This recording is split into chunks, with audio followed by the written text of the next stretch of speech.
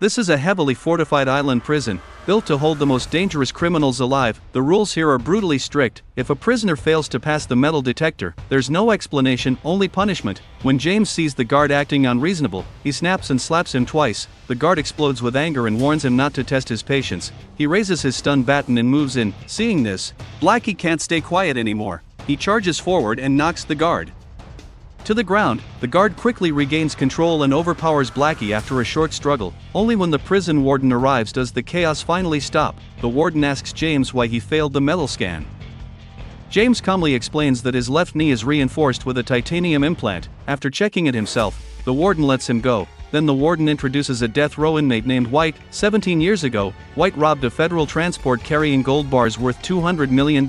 Several guards were killed during the heist. Before he was captured, White hid all the gold. For 17 years, he has refused to reveal its location. Tired of prison life, White voluntarily requested execution. The federal court approved it. A Supreme Court judge is scheduled to arrive tonight to oversee the process. But on this stormy night, thunder crashes across the sky and danger arrives.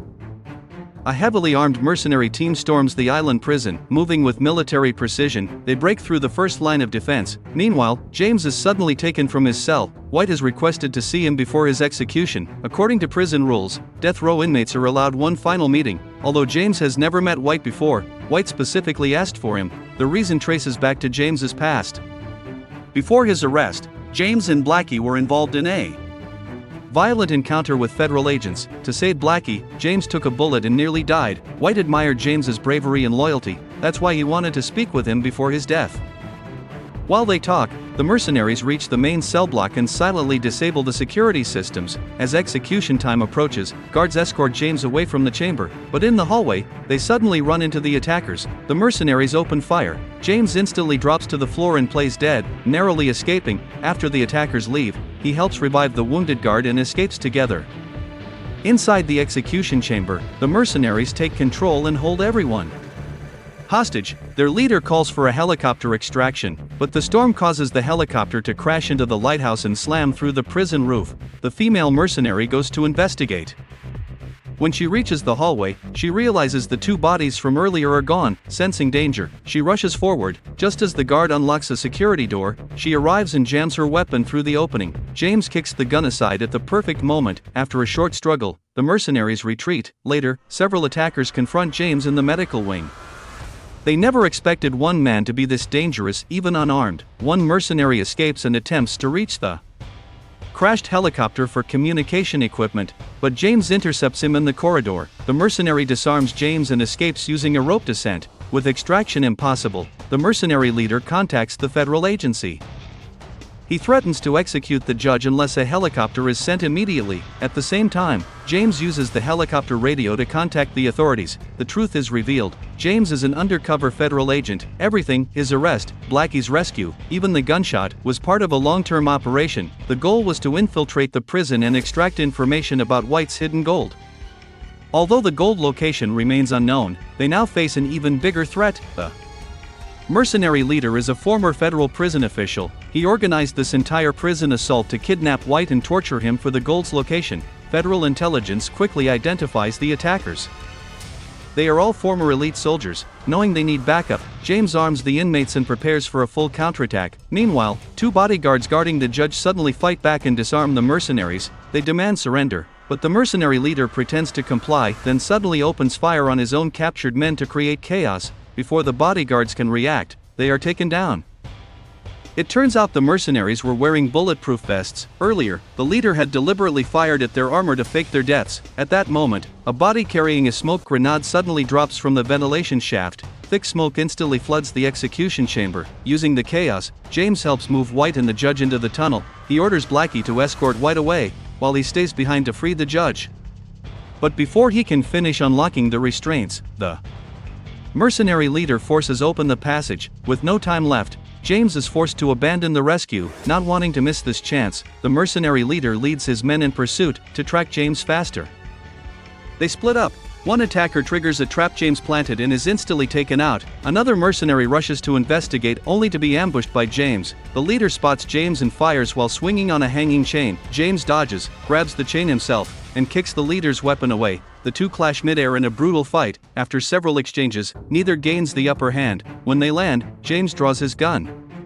But the mercenary leader realizes James is out of ammo. Calmly, he raises his own weapon and takes aim. Just when James seems trapped, Blackie arrives and saves him. Outnumbered, the mercenary leader retreats. Now Blackie begins to question James's true identity.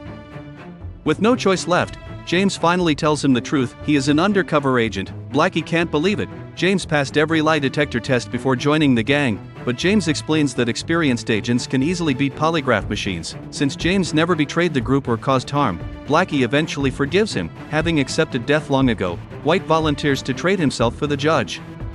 Moved by James's courage and selflessness, White finally reveals the location of the hidden gold. He no longer wants more bloodshed over the treasure. James contacts the mercenary leader and proposes the hostage exchange. He knows the mercenaries want White for the gold. Meanwhile, James only needs the judge to escape the island prison. Since their goals don't conflict, the deal is made. The mercenary leader agrees to exchange hostages in the main cell block. When the judge hears the plan, he finally feels a sense of relief. Soon, both sides arrive for the exchange. Once it's completed, James immediately signals federal agents to move in. Meanwhile, the female mercenary tries to persuade the warden to disarm the prisoners, but the inmates refuse to let the attackers escape. The main cell block instantly turns into a battlefield. James orders everyone to stop fighting, but the mercenaries refuse. Left with no choice, he joins the battle himself.